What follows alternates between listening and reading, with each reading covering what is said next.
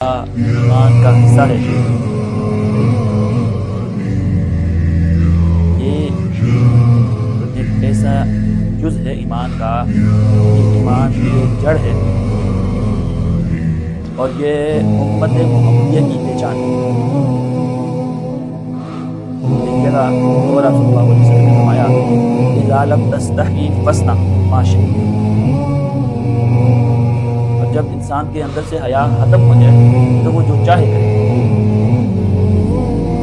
سوچنے کی بات یہ ہے کہ آج ہمارا معاشرہ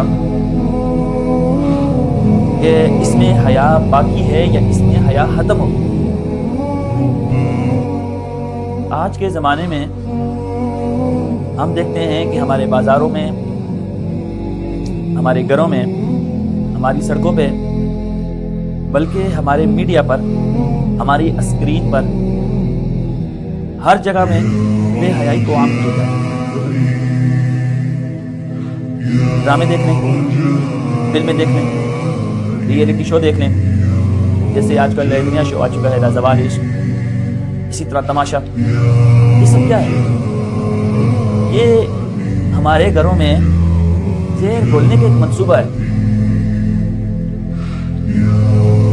یہ ایک ایسا طریقہ ہے کہ جس سے کسی کو تکلیف بھی نہ ہو اور یہ دوائی ان پر اثر بھی کر ڈالے۔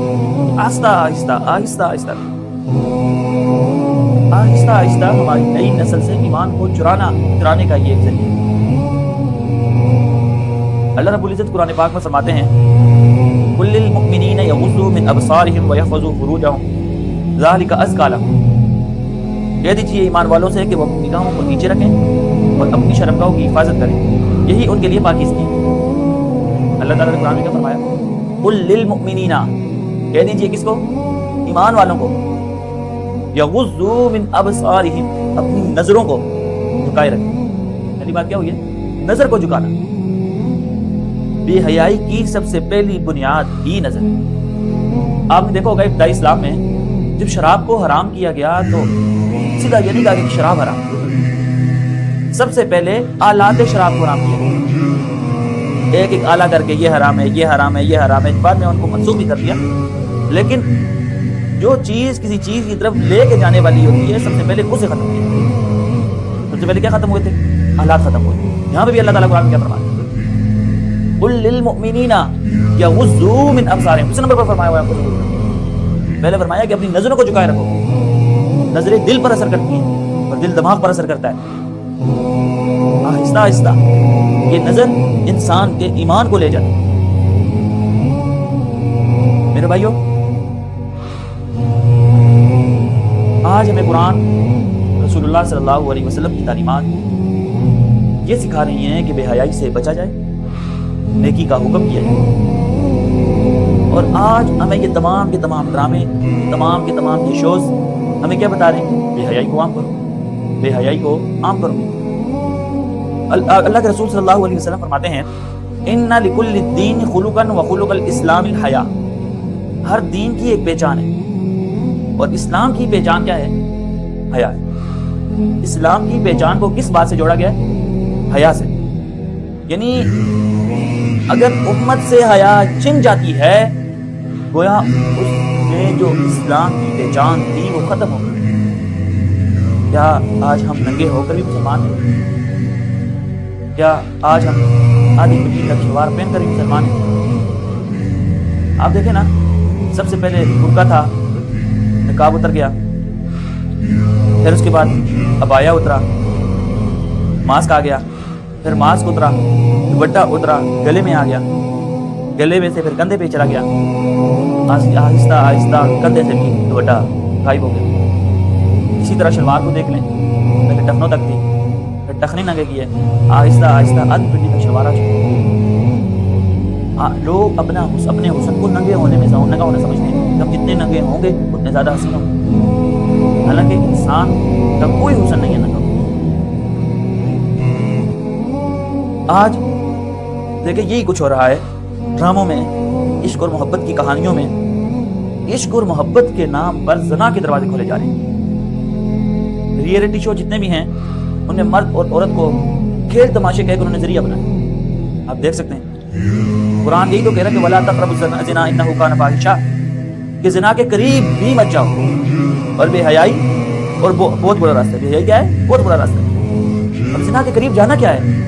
زنا کے قریب جانے کے آلات ہیں، یہی ذریعے ہیں، یہی ڈرامے ایک ذریعہ ہیں، یہی فحاشی فلمیں یہ ایک ذریعہ ہیں.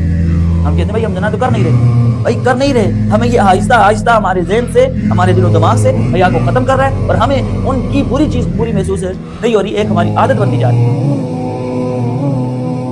یہ ایک طریقے واردات ہے. جھوٹ اتنا بولو کہ وہ سچ محسوس ہونے لگے.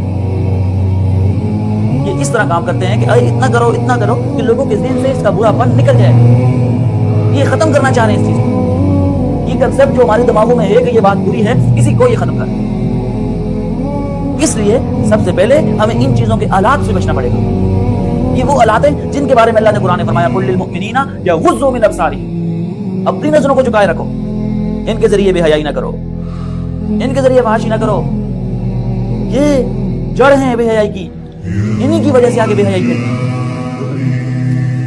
مگر جتنے بھی آج کل کے ریئلٹی شوز ہیں، یہ زنا کے قریب لے جانے کا ایک دروازہ نہیں ہے، بلکہ پورے کا پورا ماحول کھول رہے ہیں.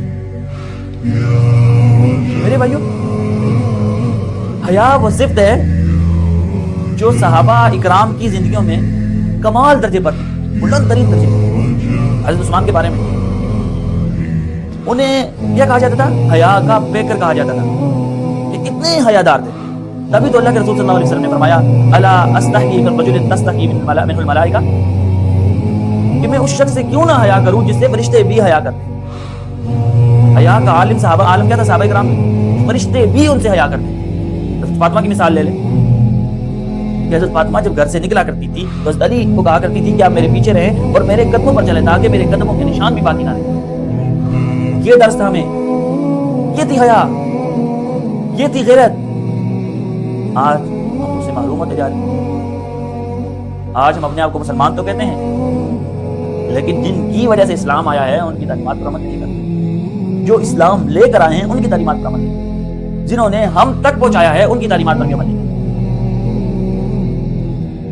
دیکھیں، انسان کی پہچان جو ہوتی ہے اس کی اصل سے ہوتی ہے. لوگ اصل کو جانتے ہیں، نقل کو کوئی نہیں جانتا. حیا کی بات آئی تو ہم نے اصل کی بات کی، بے حیائی کی بات بھی آئے گی تو اصل کی پہچان ہوگی. ہم لوگ جو اپنے بے حیائی میں آگے بڑھتے جا رہے ہیں، ہماری کوئی پہچان نہیں ہے. ہم سے کاپی کرنے والے ہیں، ہم تو دیکھ کے کپڑے اتارنے والے لوگ. ہماری کیا پہچان ہوگی؟ ہماری کوئی پہچان نہیں ہے. بات کو سمجھیں، پہچان صرف اور صرف اصل کی ہوتی ہے، نقل کی کوئی پہچان نہیں ہوتی. یہ وہ حیا تھی جس کی وجہ سے تمام کی تمام امت کو عزت ملی. آج ہمارے نوجوان اپنے ہیروز جو تھے صحابہ اکرام، ان کو چھوڑ کر ڈراموں اور اداکاروں کے جو ایکٹر ہیں ان کو بنا رہے ہیں. ان کی سوچ ہی تبدیل ہو چکی ہے. تو اس لیے آج ہمیں ذرا سوچنا ہوگا کہ ہمارا معاشرہ ہم کس طرف جا رہے ہیں. آج ہمیں یہ دیکھنا ہوگا کہ ہماری بیٹیاں، ہمارے بیٹے اگر ان شوز کو دیکھتے ہیں، ان ڈراموں کو دیکھ کر بے پردگی اور بے حیائی کو معمول سمجھ لیتے ہیں، تو کیا ہماری آنے والی نسلیں کس سائڈ پر جائیں گی؟ ہماری آنے والی نسلیں تباہ تو نہ ہو جائیں گی؟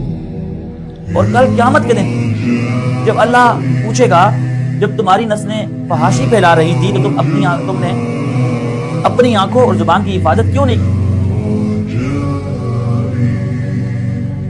کہ جب تمہارے سامنے فحاشی پھیلائی گئی تم نے اپنی آنکھوں کی حفاظت کیوں نہیں کی؟ تم نے اپنی زبان کی حفاظت کیوں نہیں کی؟ تو اس وقت ہم کیا جواب دیں گے؟ یہ جو نسلیں ہماری تباہ ہو رہی ہیں، یہ فحاشی جو پھیلا رہی ہیں، کل ان کی فحاشی کی پھیلنے کی وجہ سے ہم لوگ کیا جواب دیں گے؟ صلی اللہ علیہ وسلم کی ارشاد ہے کہ ایک عورت 4 مردوں کو جہنم میں لے کے جائے گی، باپ، شوہر، بیٹا، بھائی. اب گھر کی ایک عورت اور کتنے مردوں کو جہنم میں لے کے جا رہی ہے؟ 4 مردوں کو. حالانکہ یہ 4 مرد ان کا کوئی قصور نہیں، بس ایک قصور، یہ ان کے اندر سے غیرت مر چکی ہے. یہ آج اپنی عزت، اپنی غیرت غیروں کے طریقے میں ڈھونڈ رہے ہیں. یہ ان کی غلطی ہے، اور اس غلطی کی بنا پر یہ لوگ ادھر جائیں گے جہنم. کیونکہ رسول صلی اللہ علیہ وسلم کا ارشاد ہے، اللہ کے رسول یہ بات فرما رہے ہیں. آج ہمیں انگریز کیا تعلیم دیتا ہے؟ ہر ایک کی اپنی زندگی ہے یار. بھائی اللہ تعالیٰ نے گھر میں ایک امیر مقرر کیا ہے جو آپ کے بھائی کی صورت میں، آپ کے والد کی صورت میں، آپ کے شوہر کی صورت میں. ہمیں ان کے متبعین بنایا گیا ہے کہ ہم اپنے امیروں کی اتباع کریں. آج اگر ہم حیا کو چھوڑتے ہیں، حیا کو چھوڑ کر فحاشی بریانی کی طرف جاتے ہیں، صرف وہ فحاشی پھیلانے والا نہیں تباہ ہوگا بلکہ اس کا امیر جس کا وہ متبعین تھا وہ بھی ساتھ جاتا. اس لیے آج ہمیں سوچنا ہے، آج ہمیں سوچنا ہے، آج ہمیں نکلنا ہے. اس کے لیے چند ایسی چیزیں ہیں جن پر ہمیں غور و فکر کرنی پڑے گی. نمبر 1، والدین اپنے بچوں کے موبائل پر کنٹرول حاصل کریں. ان کا کنٹرول ہونا چاہیے، انہیں معلوم ہونا چاہیے ان کا بچہ کیا دیکھ رہا ہے، ان کا بچہ کہیں کسی غلط کام میں ملوث تو نہیں ہے. اس لیے والدین کو چاہیے کہ وہ آج چیک کریں، آج دیکھیں کہ ان کا بچہ کسی غلطی میں، کسی غلط باتوں کی طرف نہیں جا رہا، غلط کاموں کی طرف نہیں جا رہا جو کل کی زندگی کا ان کے پچھتاوے کا ذریعہ بنے. نمبر 2، نوجوان نسل کو اپنی نگاہوں کی، اپنی شرمگاہوں کی حفاظت کریں جس اللہ تعالیٰ نے مومنین سے ارشاد فرمایا. نمبر 3، یہ جو فحاشی اور یہ عریانی کے پروگرامات ہو رہے ہیں، شوز ہو رہے ہیں، ہمیں ان کے مقابلے میں ایسے حکمت عملی اپنانی پڑے گی کہ ہم اسلامی مواد کو لے کر آگے اور ایسا مواد لے کر چلیں جو ان موادوں کو کاٹ کے رکھ دیں.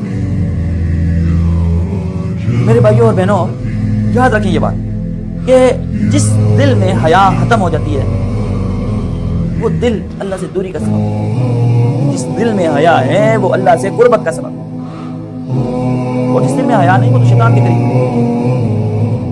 تو فیصلہ ہمارا ہے کہ بھائی ہم اللہ کے قریب ہونا چاہتے ہیں کہ یا شیطان کے قریب ہونا چاہتے ہیں. اللہ تعالیٰ سے دعا ہے کہ اللہ تعالیٰ ہماری نسلوں کی، ہماری تمام کی تمام لوگوں کی حفاظت فرمائے اور ہمیں حقیقی صورت میں حیادار بنائے، اور اللہ تعالیٰ ہمیں فحاشی سے